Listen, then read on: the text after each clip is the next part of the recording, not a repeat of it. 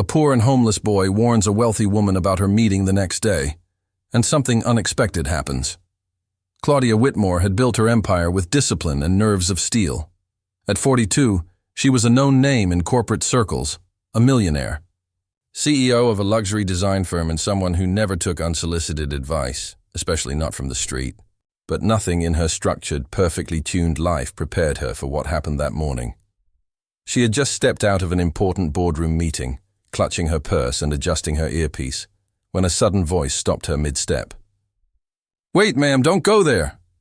She turned sharply. Standing at the edge of the sidewalk was a small black boy, maybe 7 or 8 years old. His face was smudged with dirt, his clothes worn, a faded green t-shirt, yellow shorts, and a bright red backpack that looked like it held everything he owned. He wore old sandals that barely stayed on his feet, his hands raised in panic. Claudia instinctively pulled her coat tighter. "Excuse me?" she asked, confused.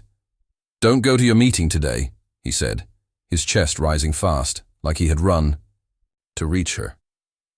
"Please don't. Something bad is going to happen." People nearby slowed down to stare. Claudia felt embarrassment rising in her throat. "Do I know you?" she asked firmly. "No," the boy said, "but I heard them talk about you." She narrowed her eyes. "Who did you hear?" "2 men, behind the big cafe on Elm Street. Sometimes I sleep there in the alley. I was there last night. They said your name. They said you had a meeting today at 10 Guo. One of them said they were going to trap you. That you didn't know who you were meeting." Claudia's whole body went tense. "What did you just say?" she whispered. The boy stepped carefully closer. "They had papers.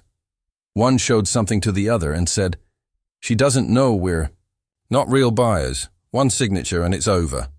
Then they laughed. Threw their food away. I stayed hidden." Claudia blinked. This wasn't a joke or a game. This homeless child was warning her about a private business meeting, one she hadn't announced publicly. "What's your name?" she asked. "Sick," he said. "I'm not lying, please don't go." She stared at him, fingers tightening on the edge of her lavender blazer. "How did you know it was me?" "I saw your photo on a poster," he replied. "Your face is on the glass door of that big building. Are you her?" And then he added, "They said, Claudia Whitmore." The air shifted. No cameras, no reporters, just a boy standing on the sidewalk, afraid for her. She wanted to ask more, wanted to dismiss it, but her phone buzzed. Her driver had arrived. Her assistant was waiting. She glanced back at Sick. "I don't have time for this," she said, stepping away. "I'm sorry. You shouldn't be out here alone." Sick didn't shout or beg. He just lowered his hand, his eyes filled with something she couldn't name. "I hope you don't go," he said quietly. And then she left, got into her car. The door shut. The street noise faded. But something lingered. Not his words, his face. The fear, the urgency. Claudia sat in her meeting minutes later, smiling through contracts and fresh coffee, but her mind drifted. "They said your name. She doesn't know we're not real buyers. One signature and it's over." She reached for her pen, paused, looked at the papers, looked at the men across the table, and for the first time in her career, she hesitated. She smiled politely, excused herself, and walked out of the room. Something felt wrong, and she had learned to trust her instincts. She didn't yet know that by the next morning, her life would completely change. But she would never forget the dirty, small, brave boy who stood on that sidewalk with nothing and saved a millionaire from losing everything. Claudia couldn't sleep that night. She tossed and turned in her penthouse, city lights glowing. Behind her curtains. Her mind wasn't on quarterly forecasts or unsigned deals. It was on the voice of a boy in the street. Shaky, urgent. Please don't go. She hadn't gone. She hadn't signed. And the next morning, That hesitation saved her. The news broke just after 7 a.m. The buyers she had met were arrested at the airport. Fraud, shell corporations, a money laundering ring under investigation for years. The same group had targeted 3 other CEOs that quarter. 2 had lost everything. Claudia stood frozen in her kitchen, phone in one hand, untouched coffee in the other. The boy had warned her. He hadn't asked for money. He didn't want attention. He just tried to help. And she had left him on the sidewalk. An hour later, Claudia canceled her meetings, threw on jeans and a sweater, tied her hair in a loose ponytail, and walked to the same block where she first saw him. But Sick wasn't there. She returned that afternoon, and the next morning. Still nothing. By the 3rd day, she was walking the alley behind the cafe he'd mentioned. The smell of trash lingered. She noticed old newspapers, a tattered blanket, behind the bins, and a red candy wrapper next to a broken bottle. Then, movement. A figure peeked out from behind a dumpster, wide, cautious eyes. "Sick," she whispered. The boy froze, still clutching that red backpack. She stepped closer.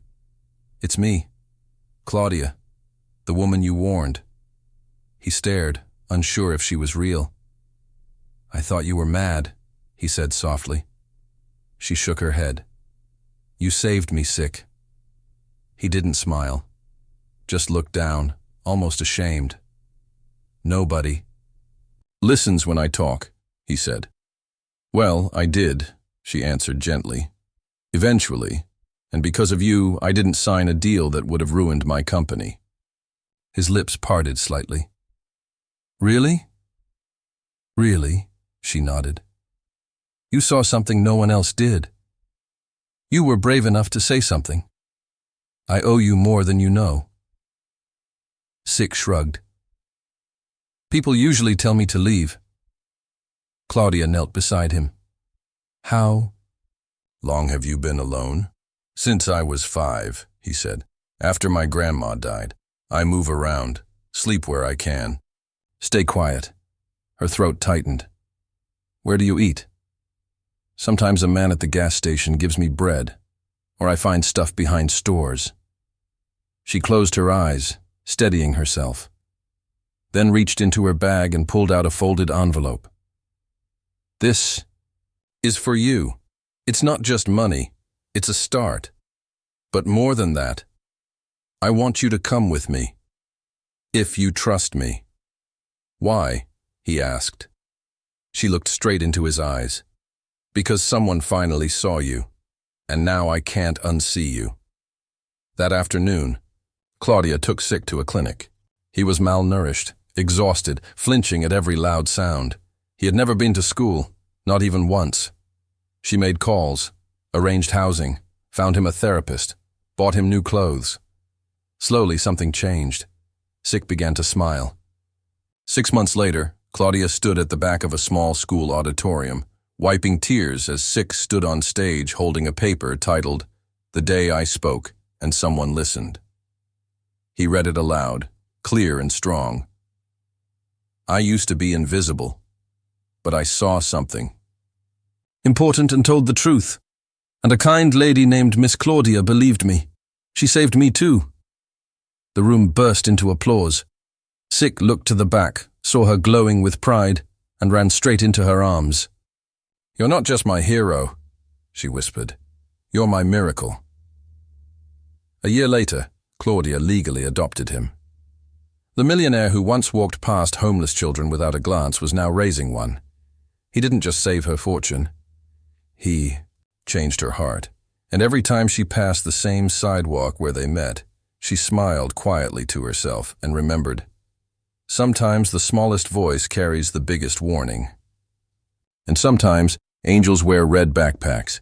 If you enjoyed this story, don't forget to give it a thumbs up and hit the subscribe button for more emotional, dramatic, and unexpected stories. Let us know in the comments where you're watching from. We love hearing from all of you. Until next time, stay kind, stay curious, and keep watching.